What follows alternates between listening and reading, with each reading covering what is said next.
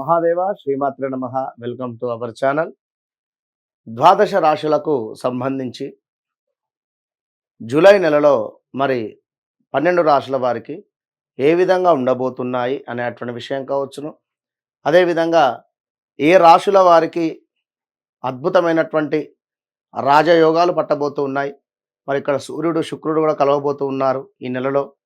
కనుక ఈ ద్వాదశ రాశులలో ఎవరికి బాగుంది, ఎవరికి బాగాలేదు అనేటువంటి విషయాన్ని క్షుణ్ణంగా కూడా ఈ యొక్క వీడియోలో మనం తెలుసుకుందాం. ముందుగా విషయం ఏమిటి అంటే, గోచారం వేరయ్యా, గ్రహచారం వేరు. ఈ విషయాన్ని మీరు గమనించుకోండి. గోచారంలో గ్రహాలు మారుతూ ఉంటాయండి. మనకు కుజుడు 40 రోజులకు ఒకసారి, 45 రోజులకు, అదేవిధంగా శుక్రుడు 20-25 రోజులలో, చంద్రుడు 1-2 రోజులలో మారిపోతూ ఉంటాడు. గురువు సంవత్సరానికి ఒకసారి మారిపోతూ ఉంటాడు. శని భగవానుడు 2.5 సంవత్సరాలకు ఒకసారి మారిపోతూ ఉంటాడు.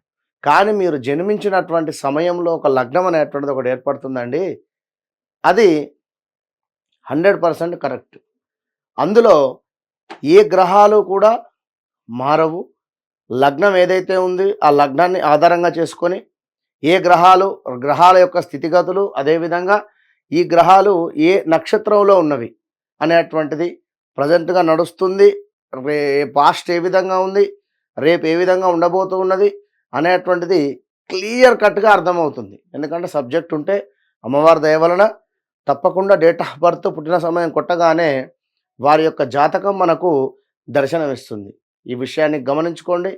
మరొక మాట, వ్యవహారిక నామము వేరుంటుంది, జన్మనామం వేరే ఉంటుందండి. ఉదాహరణకు రమేషు అనేటువంటిది నామకరణం ఉందనుకోండి, తన యొక్క జన్మనామము ఏ లక్ష్మణో ఏ సురేషో ఉంది అనుకుంటే తను రెండు రకాలుగా కూడా ఈ యొక్క జాతకాన్ని పర్యవేక్షించుకోవాలి. ఎందుకు అంటే, ఇప్పుడు గ్రహచారం వేరు, గోచారం వేరు. మీ యొక్క పేరు సురేష్ ఉంది అనుకుందాము, మీ జన్మనామం లక్ష్మణ్ ఉంది అనుకుందాం. చూశారా, లక్ష్మణు అంటే మనకి ఏమొస్తుంది, మేషరాశి కింద పడడం జరుగుతూ ఉంటుంది. మరి సురేషు అంటే శతభిష నక్షత్రము మనకు కుంభరాశి చూసుకోవాల్సి వస్తుంది. కనుక తప్పకుండా మరి ఏది నిర్ధారణ అనేటువంటిది గురువులను కలిసి మీరు మరి ప్రజెంట్గా ఉండేటువంటి సిచ్యువేషన్ గురించి తెలుసుకోవాల్సిందిగా కోరుకోవడం జరుగుతున్నది. మహాదేవ శ్రీమాత్రే నమః. ఈ యొక్క జూలై నెలకు సంబంధించి వృషభ రాశి వారి యొక్క గ్రహస్థితి చూసుకున్నట్టయితే, మరి వీరికి లగ్నంలో కుజుడు, గురువు, అసలే లగ్నంలో గురువు ఉండడం జరిగింది. మరి యొక్క లగ్నంలో గురువు ఉండడం చేత వృషభ రాశి వారికి కొంత ఈగో ఫీలింగ్ కానీ, కోపము కానీ పెరిగే అటువంటి పరిస్థితులు అయితే గోచరిస్తూ ఉన్నవి. ఎట్ ద సేమ్ టైం కుజుడు కూడా తోడయ్యాడు. మరి కుజుడు అంటేనే యుద్ధానికి కారకుడు. విన్నరా, కుజుడు అంటేనే ఎట్లా గొడవ పెట్టాలి అని చెప్పి చూసేటువంటి గ్రహము. సరే, మరి యొక్క కుజుడు గురుడుతో పాటుగా మీకు 3వ స్థానంలో సూర్యుడు, శుక్రుడు ఉండడం జరిగింది. సూర్య శుక్రుడు ఎక్కడ ఎవరి జాతకంలో అయినా కలిసి ఉన్నా కూడా చాలా అంటే చాలా మంచి వాతావరణం ఉంటుంది. చక్కటి డ్యాన్స్ కావచ్చును, చక్కటి నటన కావచ్చును, ఇంకా ఏదైనా వారి లోపల అంటే ఎంత ఎదిగినా ఒదిగి ఉండాలి అటువంటి పరిస్థితులు ఉండేటువంటి పరిస్థితి. మెగాస్టార్ చిరంజీవి గారి యొక్క జాతకంలో సూర్యుడు, శుక్రుడు కలిసి ఉన్నాడు. ఇక మేజర్ ఇవే. మరి శని భగవానుడు ఎట్లా కూడా మీకు 10వ స్థానంలో ఉన్నాడు. మరి ఒకసారి ఈ నెలకు సంబంధించింది చూస్తే రవి, శనులు మీకు శుభులుగా ఉండడం జరుగుతున్నది. ఈ నెలలో అన్ని పనులందు కూడా జయము, వ్యాపారమందు చక్కటి అభివృద్ధి, నూతన పనులు చేయుట, అన్ని విధాల అంతా కూడా అనుకూలంగా ఉండేటువంటి పరిస్థితి అయితే ఉంది.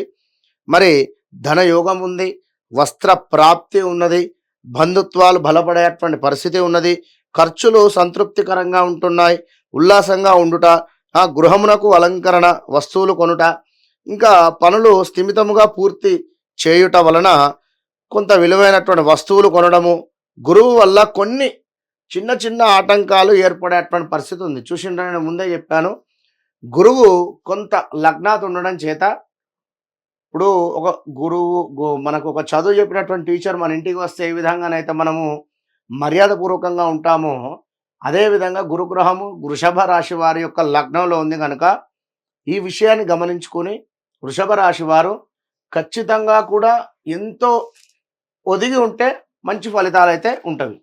మరి ఇక ఈ యొక్క కుజుడు మీకు లగ్నాత రావడం చేత ఈ యొక్క వృషభ రాశి వారికి కొంత భార్యతో కలహాలున్నవి, శత్రు వృద్ధి, అదేవిధంగా తీవ్రమైనటువంటి ఉష్ణ సంబంధిత అనారోగ్యాలు, ఇంకా చూసుకున్నట్టయితే యంత్ర సంబంధిత ప్రమాదాలు, కొంత గాయాలు, దుష్టులతో కలహాలు, శారీరక శ్రమ, కార్య విఘ్నము, అదేవిధంగా స్కిన్ రిలేటెడ్ ఇష్యూస్ వచ్చేటువంటి పరిస్థితి ఉన్నది. స్కిన్ రిలేటెడ్ ఇష్యూస్ వచ్చేటువంటి పరిస్థితి కూడా గోచరిస్తుంది. మరి ఇక్కడ కుజుడు ఉన్నటువంటి స్థానం నుండి 4ను ప్రేరేపిస్తూ ఉన్నాడు ఇక్కడ మనకు. అదేవిధంగా 7, 8ను కూడా ప్రేరేపిస్తున్నాడు. 7 అంటే ఉదరనేత్ర సంబంధ వ్యాధులు అనుకున్నాము. కొంత వస్తువులు నాశనం జరిగేటువంటి పరిస్థితి ఉన్నది. ఇంకా కుటుంబ కలతలు, బంధుమిత్రులతో వైరాలు, శ్వాసకోశ సమస్యలు ఉన్నవి, రుణ బాధ, కొంత అగౌరవము పనిచేసే చోట ఏర్పడేటువంటి పరిస్థితి గోచరిస్తూ ఉన్నది. మరి ఇక్కడ చూసుకున్నట్టయితే సూర్యుడు మీకు అద్భుతంగా కూడా 3లో ఉండడం వలన శారీరక సుఖం ఉంది, ఇష్టసిద్ధి ఉంది, మానసిక ఉల్లాసం ఉంది, సంతృప్తికరదాయకం ఉన్నది, చక్కటి ఆరోగ్యము కూడా గోచరిస్తూ ఉన్నది సూర్యుని మూలకంగా. మరి శుక్రుడి మూలకంగా ఏమిటయ్యా అనుకుంటే వ్యాపార భాగస్వాముల వలన కొంత నష్టము, జీవనాధార నష్టము ఉన్నది, వ్యయ ప్రయాసలు, కొంత కార్యహాని ఉన్నది. మరి ఇక్కడ సూర్యుడు శుక్రుడు కలిసి ఉండడం చేత అద్భుతమైనటువంటి వాతావరణం చెప్పారు కదా గురువు గారు. మరలా చివర శుక్రుని వల్ల కొంత ఇబ్బంది అంటున్నారు అనుకున్నట్టయితే సూర్యుడు శుక్రుడు ఇద్దరు కలిసి ఉన్నారు కనుక మొత్తము పవర్ కూడా సూర్యుడు ఇచ్చేటువంటి పరిస్థితి ఉంటుంది మనకు. కనుక సపరేట్గా శుక్రుడు ఒక్కడే ఉంటే అక్కడ శుక్రుడు మాత్రం ఇచ్చేటువంటి ఫలితం అది. ఇద్దరు కలిసి ఉన్నారు కనుక సూర్యుడు ఇచ్చేటువంటి ఫలితాలే శుక్రుడు ఇచ్చేటువంటి ఫలితాలు కంప్లీట్గా సూర్యుడు ఇవ్వడం జరుగుతున్నది కనుక సూర్యుడు మనకు 3వ స్థానంలో అద్భుతంగా ఉంది కనుక డోంట్ వరీ. కుజుని మూలకంగానే మీకు కష్టం ఉన్నది కనుక కుజుని ప్రసన్నం చేసుకోండి. కుజునికి సంబంధించినటువంటి దానాలు కానీ, చక్కగా ఎరుపు రంగు ధోతి కానీ, ఎరుపు రంగు వస్త్రాలు దానంగా ఇవ్వండి, బ్రాహ్మణుడు కట్టుకుంటారు. అదేవిధంగా కందులను కుజునికి నివేదన చేసి దానంగా ఇచ్చేటువంటి ప్రయత్నం చేయండి. ఇంకా చూసుకున్నట్టయితే ఎరుపు రంగు పుష్పాలతో కుజునికి అభిషేకం చేయండి. దానిమ్మకాయ రసముతో కూడా అభిషేకం చేయండి సుబ్రహ్మణ్యేశ్వర స్వామికి. వల్లీ